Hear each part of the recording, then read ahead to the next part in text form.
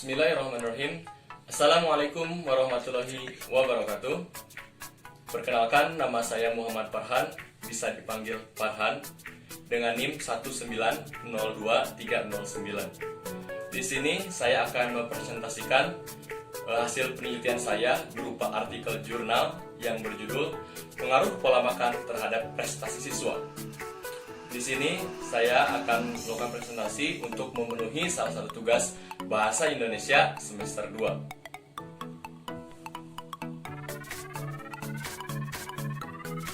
Nah, untuk lebih jelas, ini artikel jurnal ini disusun oleh Muhammad Farhan, Program Studi Teknologi Pendidikan Universitas Pendidikan Indonesia. Jika ada sesuatu, ini ada email saya, mfarhan03@upi.edu. Di sini melihat abstrak dari artikel jurnal ini. Boleh lihat sambil saya baca. Tujuan penelitian ini adalah mengetahui pengaruh kebiasaan pola makan terhadap prestasi siswa. Evaluasi penelitian ini adalah seluruh pelajar jenjang di Banten, Jakarta, dan Jawa Barat. Metode penelitian ini bersifat kualitatif dan kuantitatif. Instrumen pengambilan data menggunakan Google Form dengan kuesioner terbuka. Kuesioner terbuka adalah penulis memberi pertanyaan atau pernyataan kepada responden dengan pilihan jawaban iya, tidak, mungkin, dan yang lainnya. Pilihan lainnya ini merupakan memberi kesempatan kepada responden untuk berpendapat sendiri. Responden penelitian ini ada 8 orang, terdiri dari pelajar dan pekerja. Dari responden tersebut, 62,5% menjawab iya, 25% menjawab mungkin, 12,5% menjawab lainnya. Jadi, pola makan yang baik menurut responden 62,5% dapat mempengaruhi semangat belajar siswa, serta dapat membuat siswa berprestasi.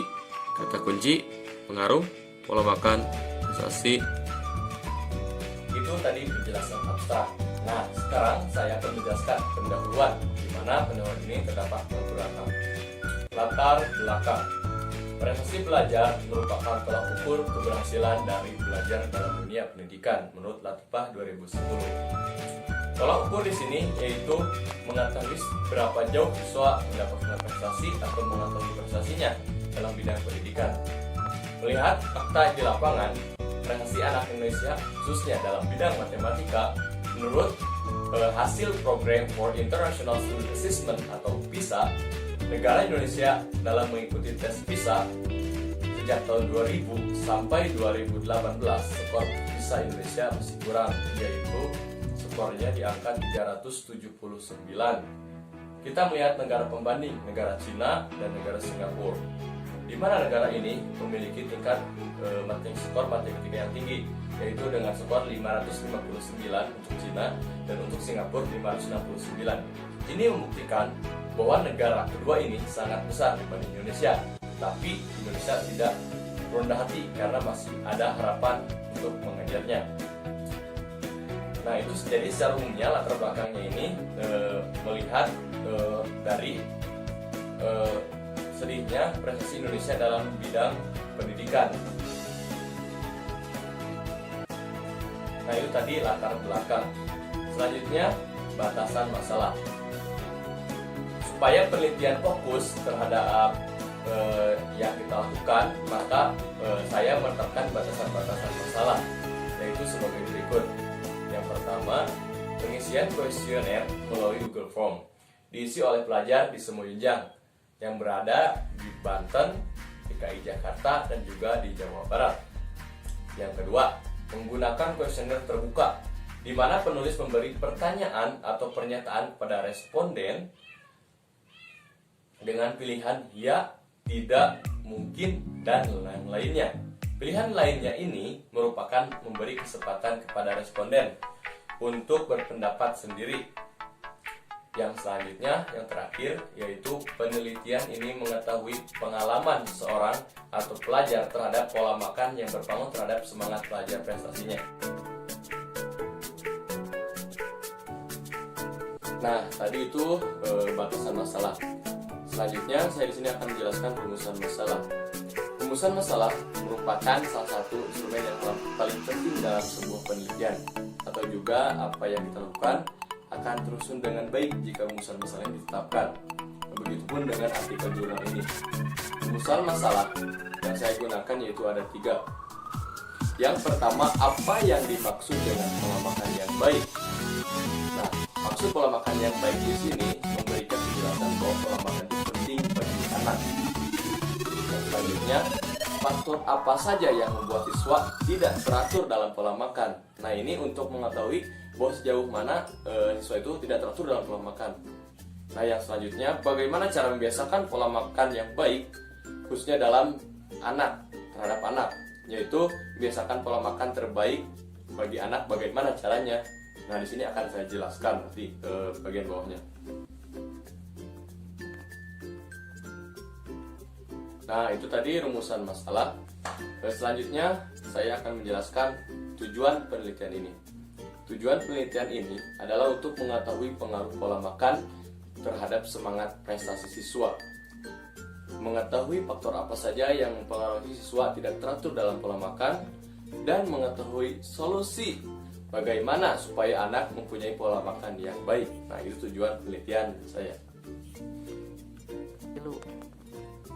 Nah, itu tadi tujuan penelitian. Selanjutnya, dalam setiap penelitian pasti ada manfaatnya. Nah, di sini saya akan menjelaskan manfaat dari penelitian artikel jurnal ini. Berdasarkan tujuan penelitian yang dicapai, maka penelitian diharapkan bermanfaat bagi orang banyak. Adapun manfaat penelitian ini sebagai berikut. Yang pertama, manfaat teoritis. Secara teoritis, penelitian ini bermanfaat sebagai berikut. Yang pertama, memberikan pengetahuan bagi siswa ataupun masyarakat yang membacanya. Yang kedua, memberikan sumbangan ilmiah berupa ilmu tentang pentingnya pola makan baik terhadap anak. Selanjutnya, sebagai referensi bagi penelitian-penelitian ini dalam penelitian selanjutnya. Jadi, dijadikan sebagai referensi dalam penelitian selanjutnya. Yang kedua, manfaat praktis. Secara praktis, penelitian ini bermanfaat sebagai berikut. Yang pertama, bagi penulis. Apa penulis? Nah, di sini menambah wawasan dan pengalaman langsung ataupun tidak langsung tentang pentingnya pola makan yang baik terhadap prestasi siswa. Nah, yang kedua, bagi siswa dan juga masyarakat dapat menambah pengetahuan tentang pentingnya pola makan yang baik khususnya untuk menambah prestasi siswa.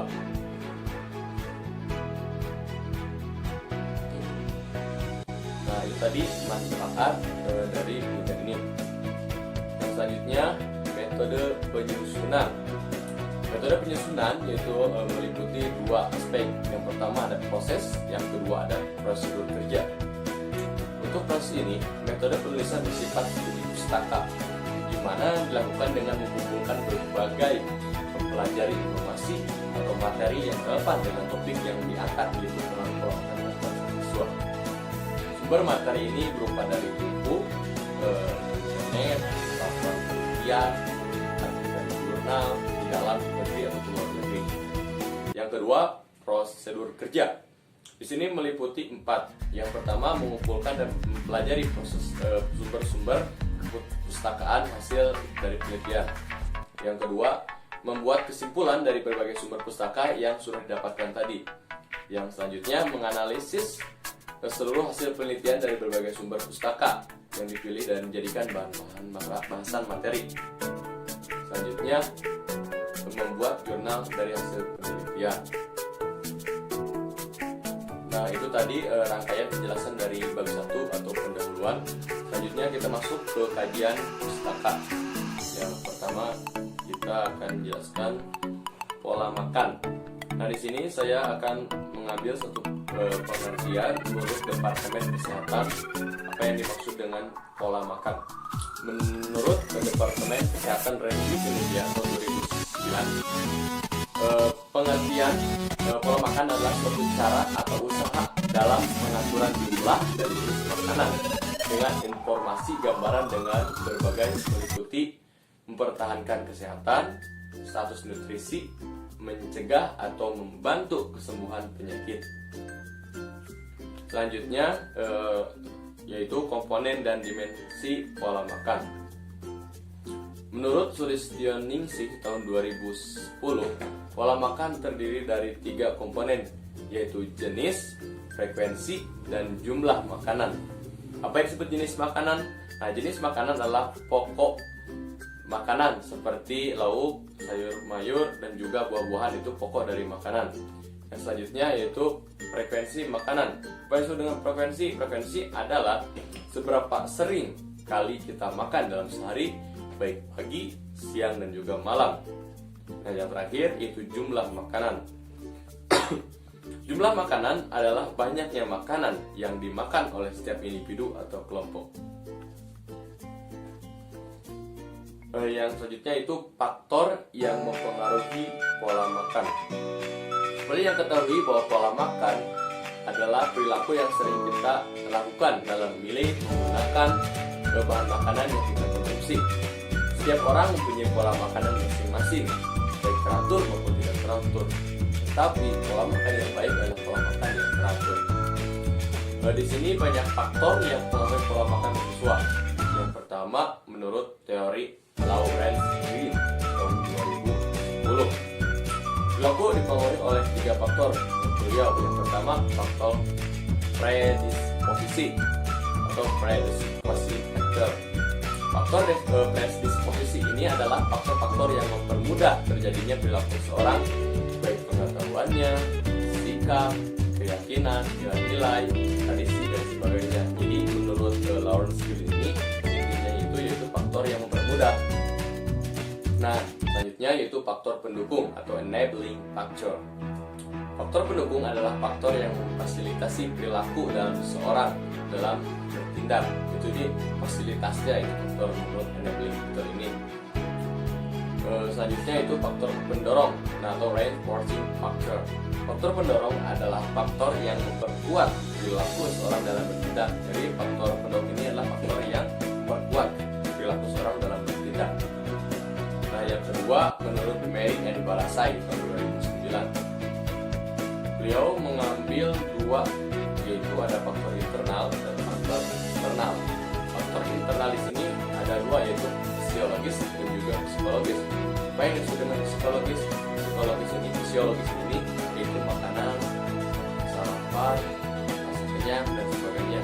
Kalau psikologis yaitu nafsu, aversi atau pantangan, persepsi, emosi, dan juga kepribadian. Nah, yang selanjutnya faktor eksternal. Faktor eksternal adalah faktor yang mempengaruhi perilaku seseorang, khususnya berasal dari aspek luar kepribadian, yaitu berupa faktor ekonomi, sosial, budaya, dan juga perilaku pendidikan yang lainnya. Nah, yang selanjutnya kajian pustaka berupa pola hidup sehat. Nah, ini sangat penting bagi seorang dalam melakukan pembelajaran, aktivitas maupun kegiatan yang lainnya. Pola makan yang sehat yaitu makanan yang sehat adalah makanan yang mengandung zat-zat yang bergizi. Zat tersebut dapat diperoleh oleh tubuh berupa karbohidrat, protein, dan juga lemak. Kemudian dilengkapi dengan vitamin dan juga mineral dan supaya tubuh tetap sehat. Nah, pedoman praktis untuk mengatur makanan yang baik dalam kehidupan sehari-hari yaitu tertuang dalam 13 pesan dasar pedoman umum gizi seimbang menurut Direktorat Gizi Masyarakat Republik Indonesia. Nah, di sini saya akan menyebutkan satu persatu. Itu ada 13 pedoman umum gizi seimbang ya. Nah, yang pertama, makanlah aneka ragam makanan. Makanlah makanan untuk memenuhi kecukupan energi. Yang selanjutnya, makanlah makanan sumber karbohidrat setengah dari kebutuhan energi. Selanjutnya, batasi konsumsi lemak dan minyak sampai seperempat dari kebutuhan energi. Jadi jangan sampai minyak dan lemak itu diperbanyak karena dapat mengganggu kebutuhan energi. Yang selanjutnya, gunakan garam beriodium. Makanlah makanan sumber zat besi. Berikan ASI kepada bayi sampai umur 4 bulan. Biasakan makan pagi. Minumlah air dan aman cukup 5 atau minum air bersih yang aman. Yang selanjutnya, lakukan kegiatan fisik dan olahraga secara teratur. Yang selanjutnya, hindari minuman yang beralkohol. Seperti yang kita ketahui bahwa alkohol itu dapat kalau berlebih akan menyebabkan tubuh menjadi rusak. Yang selanjutnya, makanlah makanan yang aman bagi kesehatan. Jadi secara umum makanlah yang aman bagi kesehatan. Yang terakhir, bacalah label makanan yang dikemas kalau kita membeli makanan yang dikemas.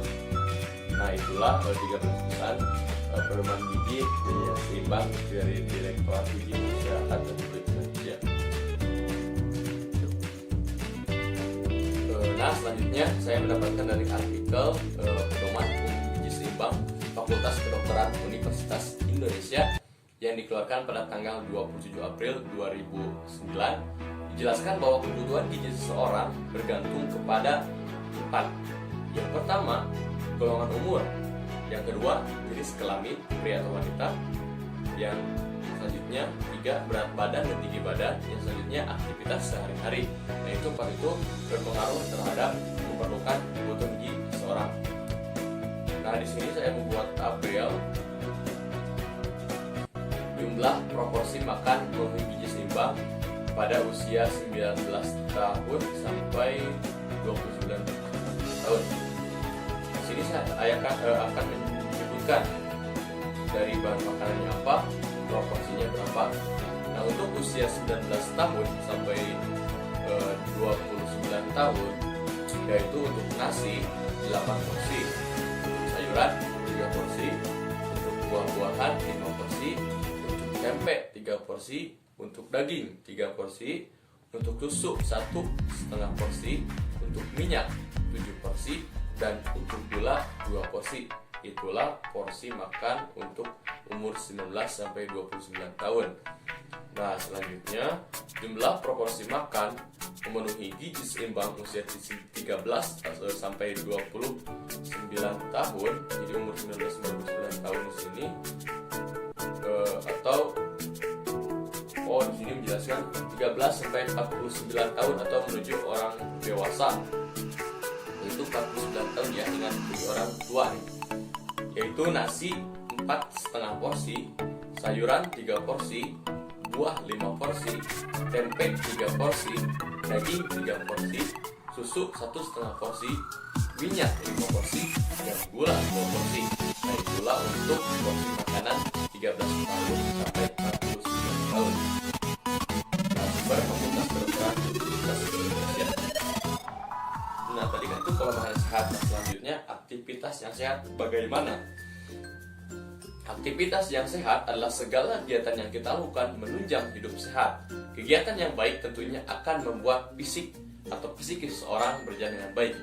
Berikut 5 langkah mudah pola makan sehat menurut CNN Indonesia 2019. Nah, yang pertama, perhatikan menu diet. Nah, ini bagi yang suka diet. Nah, yang selanjutnya, berbanyak minum air putih. Maksimal atau minimal 5 gelas per hari. Teratur ya, sebelum kita kan pagi bangun tidur di 1 gelas, waktu aktivitas 1 gelas, siang 1 gelas, dan malam 1 gelas. Nah, itu 5 gelas air minum. Nah, selanjutnya kelak kesehatan mental. Nah, ini mental penting. Hindarilah yang membuat kalian stres, karena dengan stres itu akan mempengaruhi pola makan akan menjadi jelek. Yang kedua, yang selanjutnya yaitu jauhilah stres, dan yang terakhir rutin berolahraga. Nah, itu menurut pola hidup sehat menurut CNN Indonesia 2019. Nah, selanjutnya kita lanjut ke analisis, yaitu poin penting dalam pembuatan artikel jurnal ini atau berupa hasil penelitian. Di sini boleh kalian perhatikan. Di sini ada alamat responden. Responden yang saya lakukan yaitu jumlah 8 orang. Yang pertama ada 2 orang dari kota Tangerang atau berjumlah 25%. Dari 2 orang dari kota Bandung 25%. 3 orang dari Kabupaten Bandung Barat 37,5%. 1 orang dari kota Depok 12,5%, dan 0 orang dari Jakarta atau 0% yang tidak ada. Jumlahnya 100%. Nah, selanjutnya selanjutnya, pengaruh pola makan 4 sehat 5 sempurna atau instrumen pertanyaannya. Boleh kalian baca di sini. Nah, di sini. Respon pengaruh pola makan 4 sehat 5 sempurna yang menjawab 62,5% itu menjawab iya. 25% menjawab mungkin, 12,5% menjawab lainnya, dan 0% menjawab tidak. Pertanyaan yang disajikan adalah apakah pola makan yang baik, khususnya pola makan 4 sehat 5 sempurna, dapat meningkatkan semangat belajar dan meningkatkan prestasi siswa?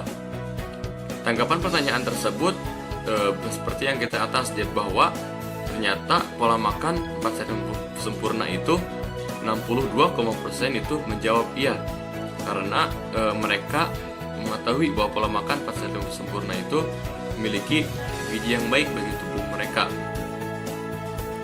Nah, selanjutnya itu pengalaman responden. Nah, pengalaman responden ini yaitu berisikan pertanyaan, apakah yang Anda rasakan pola makan baik tersebut, khususnya dalam bergizi, dapat membuat Anda semangat belajar? Nah, kita lihat hasilnya. 62,5% menjawab iya, 25% menjawab mungkin, 12,5% menjawab tidak, dan 0% menjawab lainnya.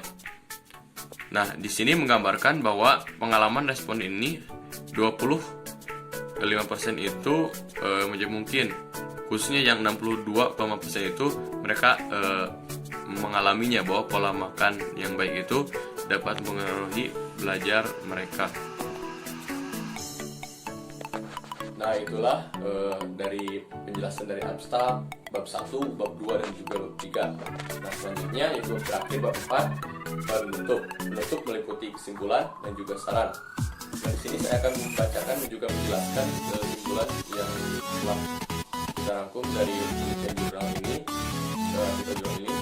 Yang pertama, pola makan yang baik dapat membuat siswa menjadi sehat serta memiliki semangat belajar yang baik yang nantinya akan berprestasi di sekolah maupun di luar sekolah. Selanjutnya, banyak faktor lain yang membuat siswa menjadi semangat belajar selain dari faktor gizi, yaitu faktor sosial budaya, faktor keluarga, faktor agama, faktor ekonomi, dan faktor yang lainnya.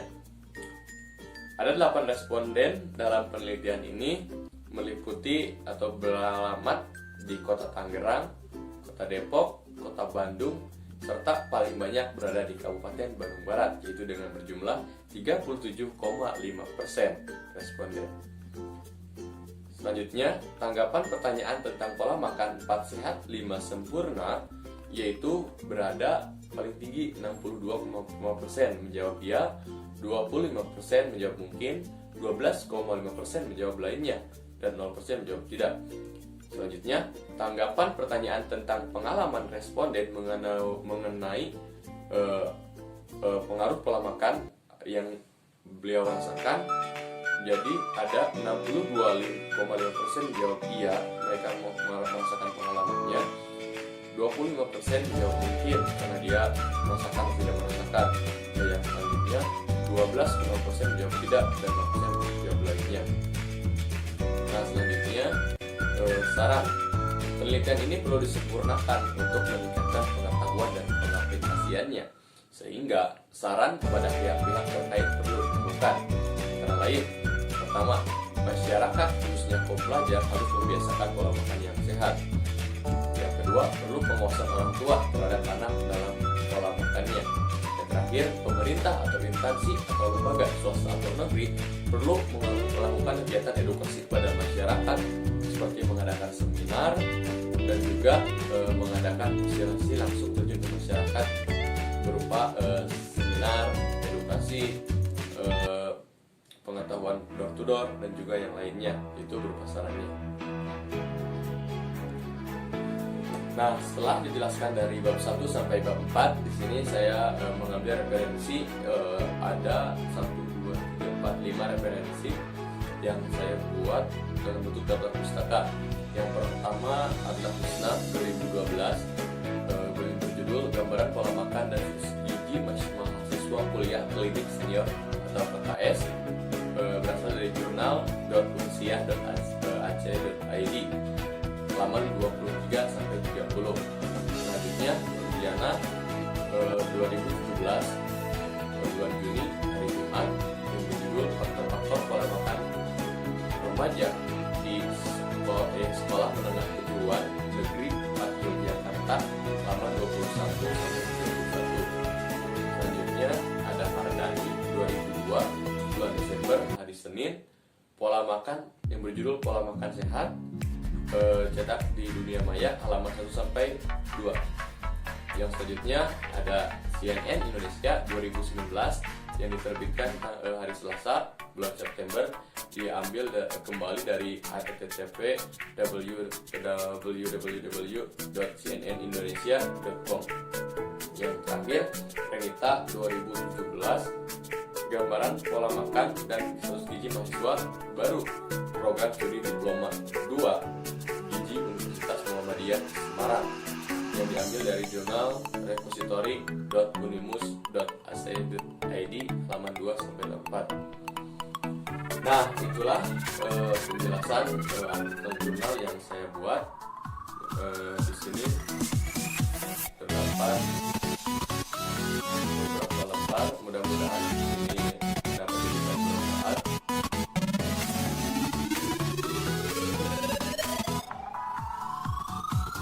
Nah, itulah presentasi saya hari ini. Mudah-mudahan apa yang saya lakukan dapat bermanfaat bagi yang mendengarnya.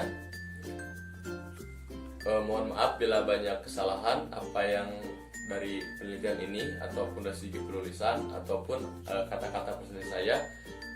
Silakan untuk masukan dan sarannya, silakan komen di bawah ini. Terima kasih. Wassalamualaikum warahmatullahi wabarakatuh.